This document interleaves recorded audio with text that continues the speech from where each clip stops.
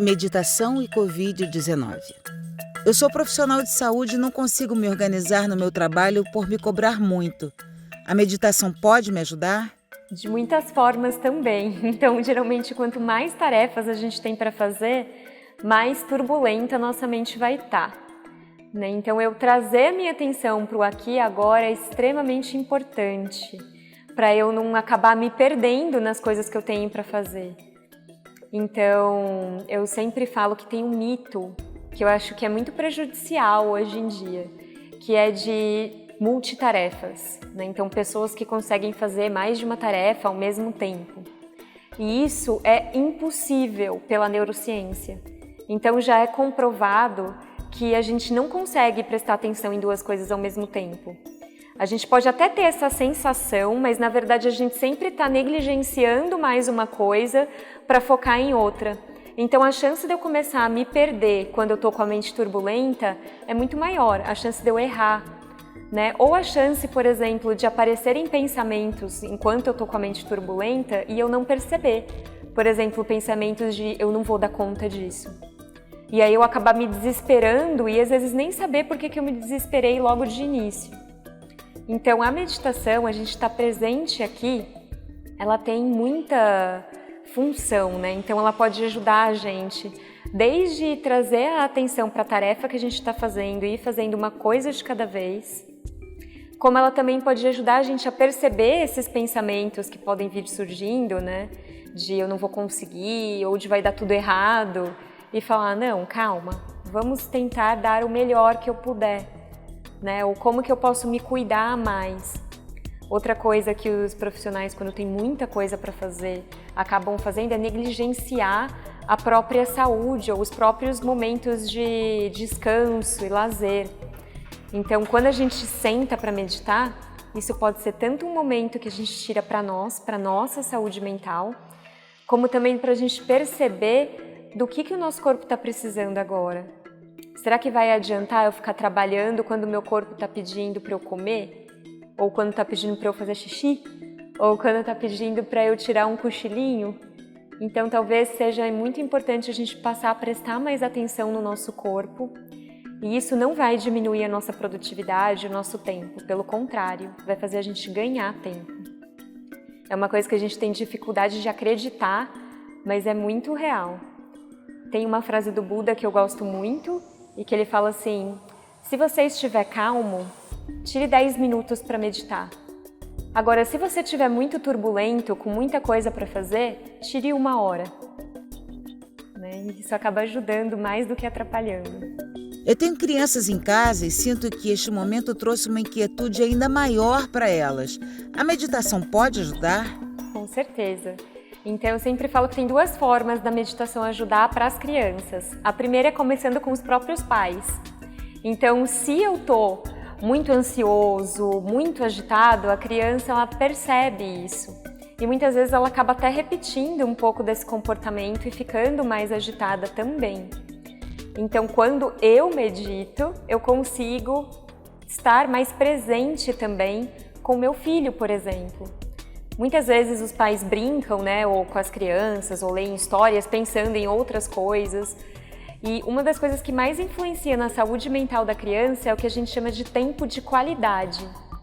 Então, muitas vezes os pais nem precisam passar um tempo gigantesco com os filhos. Mas se eles passarem um tempo de qualidade, um tempo que eles estão realmente atentos, estão junto com a criança, disponíveis para ela, esse tempo vale muito mais do que eu passar um dia inteiro com meu filho, mas falando no celular, fazendo outras coisas. Então, isso é a primeira coisa que é muito importante e o mindfulness é isso, É eu estar presente naquele momento. Então, para os pais, já ajuda muito e reflete nas crianças. E também tem algumas atividades de meditação que a gente pode fazer com as crianças.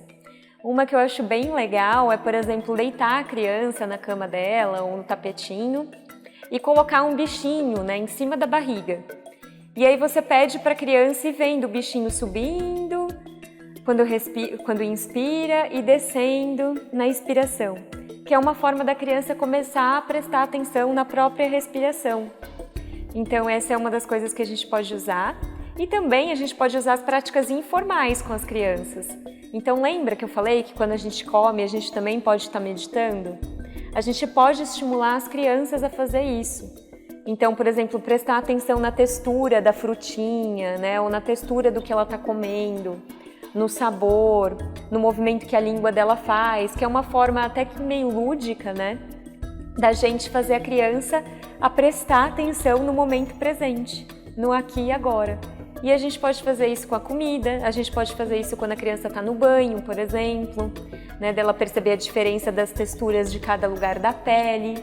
Então a gente pode auxiliar a criança a trazer mais a atenção dela para o aqui e agora de várias formas, e isso é muito importante. A meditação é uma prática individual ou coletiva? Então a meditação ela pode ser as duas, ela pode ser uma prática individual. Então eu posso usar esse momento, né, diferente de outros esportes e outras atividades que a gente faz em grupo, a meditação por si é uma prática individual. Então eu sento e eu vou estar prestando atenção na minha experiência aqui e agora. Então eu posso fazer ela sozinho, só que isso acaba afetando outras pessoas.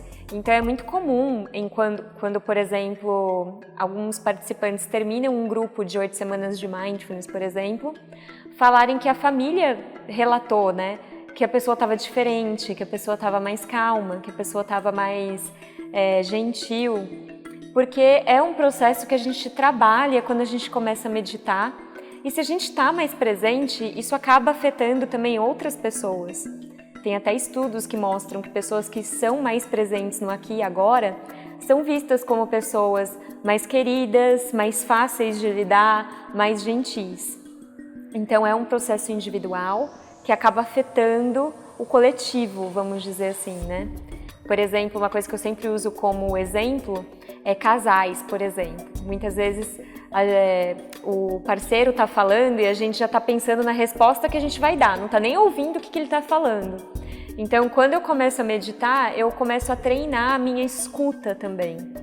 Eu realmente estou escutando o que a pessoa tem para me dizer, ao invés de estar já planejando a minha resposta, vamos dizer assim, né? Então, isso acaba afetando as nossas relações. Mas a meditação, ela também pode ser uma prática coletiva. Então eu posso chamar uma pessoa para meditar comigo, por exemplo. Vamos sentar e meditar? Isso, por mais individual que seja a prática, né? Eu falo muito isso quando a gente vai para retiro de meditação, que é diferente meditar em um retiro do que meditar sozinho. Por mais que você não tenha contato com as outras pessoas no sentido de conversar com elas, enfim, você sentir que tem outras pessoas lá meditando com você, presentes naquele momento, com uma intenção semelhante que a sua, já dá um suporte, né? Então, uma coisa que eu sempre falo que é bem legal de fazer, se você vai começar, por exemplo, a meditar, tenta chamar alguém também com você, que você acha que poderia topar.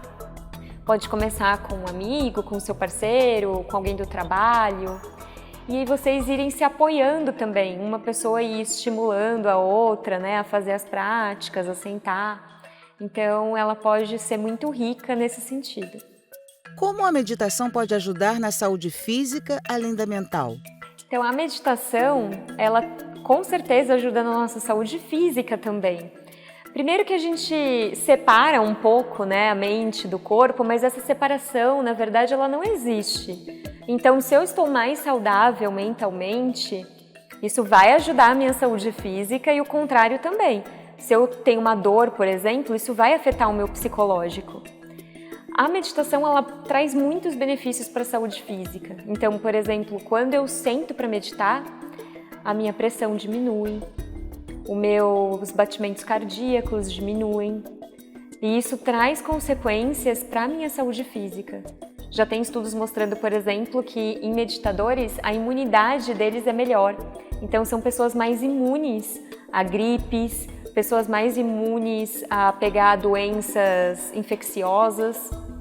Então já tem essa correlação bem estabelecida entre a meditação e a nossa saúde física, inclusive. A gente adoece menos quando a gente começa também a fazer uma prática de meditação.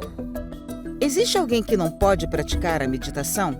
Muito boa essa pergunta e até um pouco difícil de responder, porque a meditação ela não tem nenhuma assim contraindicação clara, não, essa pessoa não pode meditar.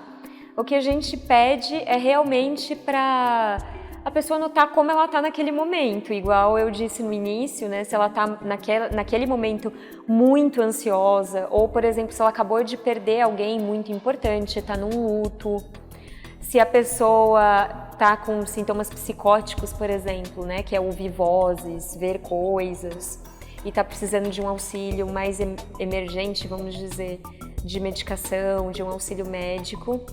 Talvez não seja esse momento, o exato momento dela começar um processo de meditação, mas ela não tem uma contraindicação clara, né? Assim, por exemplo, pessoas que têm, tentando caçar aqui um exemplo, né? Um transtorno mental grave, por exemplo, né? Ou que tem uma doença crônica grave, ela não pode meditar? Pode meditar.